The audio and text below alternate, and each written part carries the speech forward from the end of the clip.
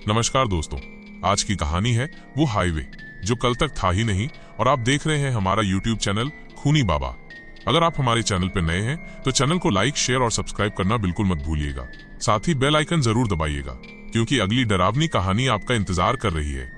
आपने कभी ऐसा महसूस किया है कि सड़क वही है, गाड़ी वही है, मौसम भी वही है, लेकिन सब कुछ अजीब सा लग रहा है, जैसे हवा में कोई अदृश्य बोझ लटक रहा हो और आपके दिल की धड़कन आपके कानों में किसी ड्रम की तरह गूंज रही हो? उस रात मुझे बिल्कुल यही एहसास हो रहा था। मेरा नाम राघव शर्मा है। पिछले 25 साल से ट्रक चला रहा हूँ। देश का शायद ही कोई बड़ा हाईवे हो जिस पर मैंने अपने टायरों के निशान न छोड़े हों। बरसों की रातें, पहाड़ी मोड़, धूल भरी सड़कें, पेट्रोल पंप की फीकी रोशनी, ये सब मेरी जिंदगी का हिस्सा है। और मैं मानता हूँ कि मैंने सड़क पर बहुत कुछ देखा है, लेकिन उस रात जो मैंने देखा उसके बाद मुझे यकीन हो गया कि सड़कें सिर्फ जगहों तक नहीं ले जाती, कुछ सड़कें कहीं और ले जाती हैं। वो दिल्ली से मुंबई का सफर था। लोड था इंडस्ट्रियल जनरेटर। डिलीवरी टाइम कम था। क्लाइंट का फोन बार बार आ रहा था, राघव भाई जल्दी पहुंचो वरना पेनल्टी कटेगी। तो मैंने तय किया कि रात भर ड्राइव करूंगा।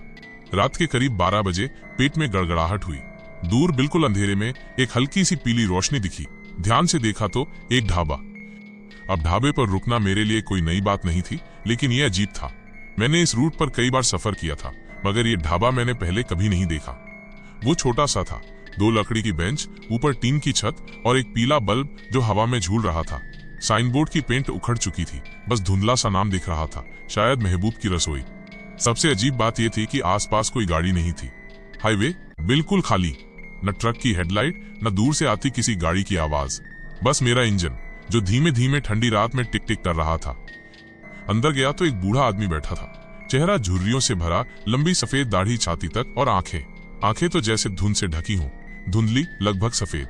लेकिन जब उसने मेरी तरफ देखा, ऐसा लगा जैसे वो मेरी रूह तक देख रहा हो। उसने धीमी भारी आवाज में पूछा, भूख लगी है बेटा? मैंने हाँ में सिर हिलाया और बैठ गया।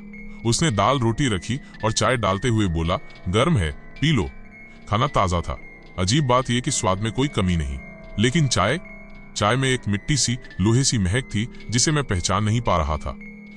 खाने के बीच मैंने कैजुअली कहा, मुंबई जाना है।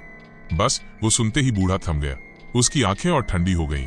तू देर से निकला है? मैंने हंसते हुए कहा, हाँ, लेकिन पहुंचा दूंगा टाइम पर।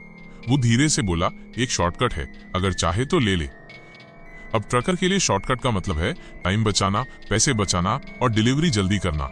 लेकिन उसके कहने का अंदाज धीमा, खिंचा हुआ, कुछ ऐसा कि मेरी रीढ़ में हल्की सी सिहरन दौड़ गई। उसने कहा, 2 किलोमीटर आगे एक टूटा हुआ माइलस्टोन मिलेगा, बाईं तरफ, उधर से मुड़ जा, सीधा चला जा, मत रुकना, जल्दी पहुंच जाएगा। पता नहीं क्यों मैं मना नहीं कर पाया। शायद थकान थी, शायद टाइम की टेंशन, या शायद उसके ठंडी आंखों में कुछ ऐसा था जिसे मैं सवाल नहीं पूछ सका। 2 किलोमीटर बाद सचमुच एक टूटा हुआ माइलस्टोन पड़ा था, आधा मिट्टी में दबा, घास से घिरा हुआ। उसके पीछे एक काली नई बनी सड़क, ना स्ट्रीट लाइट, ना कोई निशान।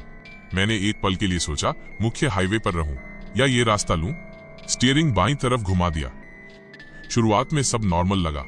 दोनों तरफ ऊंचे ऊंचे पेड़, उनकी डालियां ऊपर से मिलकर एक सुरंग सा बना रही थी।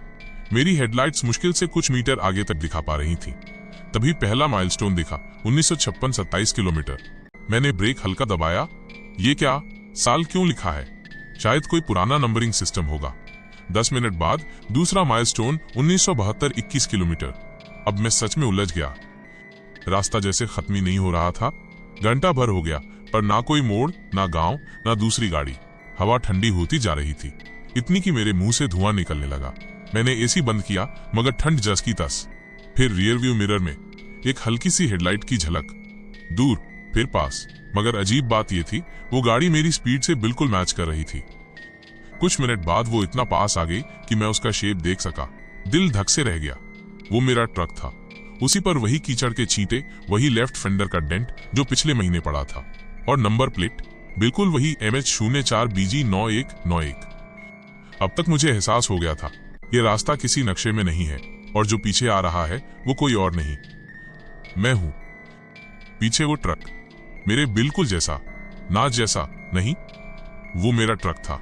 मेरी हथेलियां पसीने से भीग गईं। मैंने एक्सीलरेटर दबाया 60, 70, 80, लेकिन पीछे की हेडलाइट्स उसी दूरी पर रहीं जैसे किसी अदृश्य डोरी से बंधी हो। अचानक वो हेडलाइट्स झपकने लगी, पहले धीरे, फिर तेज, जैसे कोई इशारा कर रहा हो। और तभी रियर व्यू मिरर में मैंने पहली बार उसके चेहरे की झलक देखी। सीट पर बैठा ड्राइवर, मेरे जैसा ही चेहरा, वही आंखें, वही जबड़ा, वही दाढ़ी का शेप। बस एक फर्क था, उसका मुंह धागों से सिया हुआ था। काले मोटे धागे जो गाल से गाल तक खिंचे थे। धागों के बीच से खून रिस रहा था, जैसे वो बोलने की कोशिश कर रहा हो, लेकिन हर कोशिश में मांस फट रहा हो। मैंने घबराकर नजर आगे कर ली। दिल धड़धड़ा रहा था। हवा इतनी ठंडी हो गई थी कि शीशे के अंदर धुंध जमने लगी। मेरे ट्रक का रेडियो अपने आप ऑन हो गया। कोई स्टेशन नहीं, बस व्हाइट नॉइज और उसमें से टूटी फूटी आवाज, मत रुकना। मैंने सोचा क्या ये मेरी ही आवाज है, लेकिन अगले ही पल ट्रक के दोनों तरफ के शीशों में अंधेरे में मेरे ही जैसे चेहरे झांकने लगे। हर चेहरा सिला हुआ मुंह, लेकिन आंखें चौड़ी, खून से भरी हुई, जैसे वो सब चीख रहे हों पर कोई आवाज नहीं निकल रही हो। अचानक सामने से धुंध फटकर हटी और बीच सड़क पर एक पुराना टूटा फूटा पेट्रोल पंप दिखा। साइन बोर्ड पर लिखा था Indian oil minus service with smile, लेकिन स्माइल की पेंट पर लाल दाग फैले हुए थे, जैसे किसी ने खून से पोंछा हो। मैंने ब्रेक मारा। ट्रक चरमरा कर रुका। पीछे देखा, कोई नहीं, ना ट्रक ना हेडलाइट्स, सब गायब। एक पल को लगा शायद मैंने सब दिखावा किया है, थकान का असर है। लेकिन तभी पंप के पास खड़ा एक आदमी नजर आया। वो लंबा था, सिर पर तेल से चिपके बाल और हाथ में नोजल पकड़े हुए। उसकी यूनिफॉर्म इतनी पुरानी और धूल भरी थी कि रंग पहचान में नहीं आ रहा था। उसने मेरी तरफ देखकर मुस्कुराया। वो मुस्कान इंसानी नहीं थी और उसके मुंह में दांत नहीं थे, सिर्फ काले गहरे छेद। उसने कहा, फूल करा दूं? रास्ता लंबा है। उसकी आवाज सुनते ही मेरी रीढ़ में ठंडक दौड़ गई, क्योंकि वो आवाज बूढ़े ढाबे वाले की थी। मैंने एक्सीलरेटर दबाया और बिना पीछे देखे निकल पड़ा। लेकिन कुछ किलोमीटर बाद ही मेरे सामने फिर से वही टूटा हुआ माइलस्टोन खड़ा था और सड़क उसी पेट्रोल पंप की तरफ जा रही थी। फिर से उसी पेट्रोल पंप के सामने था, लेकिन इस बार यह और भी टूटा फूटा लग रहा था। छत पर लटकता बोर्ड आधा झुलस चुका था और सर्विस विद स्माइल का स्माइल हिस्सा पिघलकर नीचे टपक चुका था, जैसे किसी ने इसे जलाया हो। मेरे हाथ कांप रहे थे। मैंने खुद से कहा, ये नींद की कमी है बस, एक ड्रीम लुक जैसा कुछ। लेकिन मन मान नहीं रहा था। फिर वही लंबा आदमी, नोजल हाथ में लिए, मगर इस बार उसकी आंखें खाली थीं, पूरा खोखला गड्ढा जिसमें बस अंधेरा घूम रहा था। उसने फिर पूछा, फूल करा दूं? अभी देर नहीं हुई है। लेकिन इस बार उसकी बात अधूरी रह गई, क्योंकि पंप के पीछे छायाओं में से वो आया, मेरा दूसरा मैं, सिला हुआ मुंह, खून में लथपथ शर्ट और आंखें सीधी मेरी आंखों में गड़ी हुई। लेकिन इस बार उसके हाथ में मेरी ट्रक की चाबी थी। उसने धीरे धीरे नोजल पकड़े आदमी के पास जाकर उसके कान में कुछ फुसफुसाया और नोजल वाला आदमी सीधा मेरी तरफ देखने लगा। उसकी आंखों के गड्ढों से काला धुआं निकलने लगा। मैंने गियर मारा, धाएं। ट्रक उछलता हुआ आगे बढ़ा, लेकिन जैसे ही हेडलाइट्स आगे के धुंध को चीरकर निकली, मैंने देखा सड़क पर सैकड़ों ट्रक खड़े थे, सब मेरे जैसे ही। हर ट्रक की विंडशील्ड पर एक सिला हुआ मुंह झांक रहा था। मेरे कानों में रेडियो अपने आप फटफटाने लगा। सब एक साथ बोलने लगे, मत रुक, मत रुक, वरना तू भी हम में शामिल हो जाएगा। मेरी सांस अटक गई, हाथों में पसीना, दिल की धड़कन इतनी तेज कि कानों में सुनाई दे रही थी। अचानक सड़क बाएं मुड़ी और एक पुराना लोहे का पुल आ गया। नीचे काला सड़ा हुआ पानी, पानी में ट्रकों के रिफ्लेक्शन तैर रहे थे, लेकिन हर रिफ्लेक्शन में मैं डूब रहा था। मैंने आंखें झपकाई और जब खोली, पुल के बीच में कोई खड़ा था, एक बूढ़ी औरत, सफेद साड़ी में, सर पर घूंघट और हाथ में लालटेन। उसने लालटेन ऊंची उठाई जैसे मुझे रुकने का इशारा कर रही हो, लेकिन पीछे से ट्रकों के हॉर्न की ऐसी आवाज आई कि कान फट जाएं। हर हॉर्न एक चीख जैसा था। अगर मैं रुकता तो शायद ये कहानी यहीं खत्म हो जाती, लेकिन मैंने एक और फैसला लिया। मैंने एक्सीलरेटर दबाया। ट्रक उस बूढ़ी औरत की तरफ चीता सी रफ्तार से बढ़ा। मेरी नजर उसकी लालटेन पर जमी हुई थी, जैसे वो लाल रोशनी मुझे खींच रही हो या रोक रही हो, पता नहीं। अंतिम सेकंड में उसने अपना घूंघट हटाया और मैं जम गया। वो चेहरा, वो मेरी माँ थी, लेकिन जैसी मैंने आखिरी बार देखी थी वैसी नहीं। उसके होठों पर गहरे नीले दाग जैसे पानी में डूबने से हो जाते हैं, बाल भीगकर गालों से चिपके हुए और आंखें पूरी तरह से सफेद जैसे मरने के बाद हो जाती हैं। मत जा बेटा, उसने होंठ हिलाए, लेकिन आवाज मेरे रेडियो से आई। रेडियो पर स्टैटिक के बीच उसकी ही आवाज बार बार गूंज रही थी, मत जा, मत जा, मत जा। मेरे हाथ स्टीयरिंग पर जमे हुए थे। लेकिन पीछे से हॉर्न और ज्यादा तेज हो गए, इतने तेज कि मुझे लगा कोई मेरे ठीक पीछे सांस ले रहा है। मैंने रियर व्यू मिरर देखा और जो देखा उससे दिल का सारा खून जम गया। मेरे पीछे सीट पर कोई बैठा था, एक आदमी, पूरा काला जैसे राख से बना हो, लेकिन आंखें लाल अंगारे जैसी। वो बिना पलक झपकाए मुझे घूर रहा था। मैंने पागलों की तरह गियर बदला, स्टीयरिंग घुमाया, ट्रक जोर से दाएं मुड़ा और बूढ़ी औरत, या कहूं मेरी मां, अंधेरे में गायब हो गई। लेकिन पुल के पार सड़क वैसी नहीं थी जैसी होनी चाहिए थी। यहाँ मील के पत्थरों पर नंबर नहीं थे, तारीखें थीं। पहला मील का पत्थर 05081997, दूसरा 05081998, तीसरा 5 अगस्त 1999।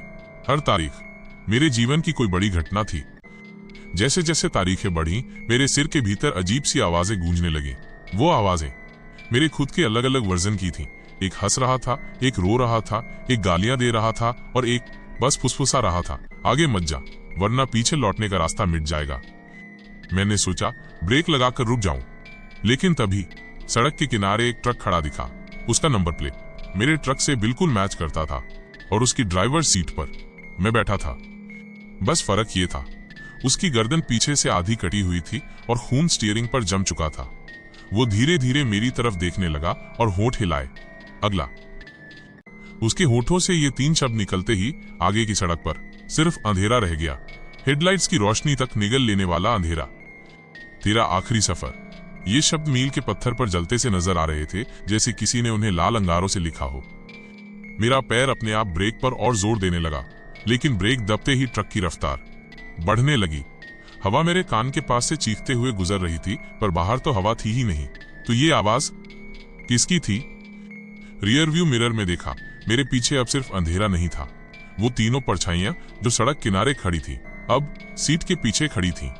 उनकी आंखें आग के अंगारों जैसी जल रही थी और उनके मुंह से धुआं निकल रहा था, वही धुआं जो मेरे फेफड़ों में घुस रहा था।